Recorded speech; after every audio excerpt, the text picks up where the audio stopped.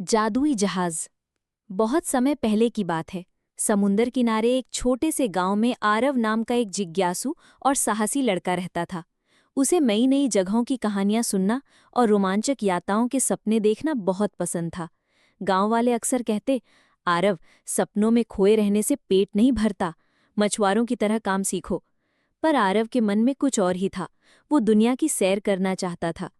एक दिन शाम को जब वो किनारे पर बैठा लहरों को देख रहा था, तभी उसे समुद्र की सतह पर चमकती हुई रोशनी दिखाई दी। जिज्ञासा से वो पास गया और देखा कि एक पुराना सा लेकिन सुंदर जहाज पानी में तैर रहा था। जहाज पर सुनहरी नक्काशी थी और उसकी पालें ऐसे चमक रही थीं जैसे चांदनी को सोख ली हों। जहाज का नाम लिखा था जादुई सफ़र। आरव सावधानी से जहाज पर चढ़ गया। अचानक जहाज अपने आप हिलने लगा और एक मधुर आवाज़ सुनाई दी। स्वागत है यात्री, मैं हूँ जादुई जहाज। जो भी मेरे दिल से यात्रा करना चाहता है, मैं उसे अद्भुत लोकों की सैर कराता हूँ। क्या तुम तैयार हो? आरव की आंखों में चमक आ गई। उसने कहा, हाँ, मैं तैयार हूँ। जादुई जहाज हवा से बातें करता हुआ आगे बढ़ने लगा। लहरें रास्ता बना रही थी और आकाश में इंद्रधनुष जैसा पुल दिखाई दे रहा था। जहाज आरव को सबसे पहले मछलियों के राज्य में ले गया। वहां रंग बिरंगी मछलियां बोलती थीं और सीपियां गीत गा रही थीं।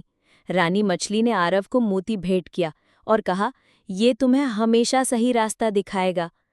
इसके बाद जहाज उसे आसमान के द्वीप पर ले गया। वहां बादलों से बने घर थे और बच्चे बादलों पर झूले झूल रहे थे। आसमान का राजा बोला, आरव, तुम्हारे सपने तुम्हें यहाँ तक लाए हैं।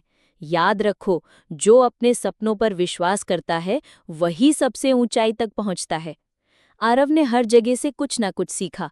मछलियों से उसने दोस्ती और सहयोग का महत्व जाना और आसमान से उसने विश्वास और साहस की ताकत समझी। लेकिन सफ़र यहीं खत्म नहीं हुआ। अचानक जहाज तूफान में फंस गया। लहरें ऊंची उठने लगी, बादल गरजने लगे। आरव डर गया। तभी जहाज बोला, यात्रा का असली सबक यही है, डर को जीतना। आरव ने आंखें बंद की और मन ही मन कहा, मैं हिम्मत नहीं हारूंगा। तभी मोती चमक उठा और जहाज को सुरक्षित रास्ता दिखाने लगा।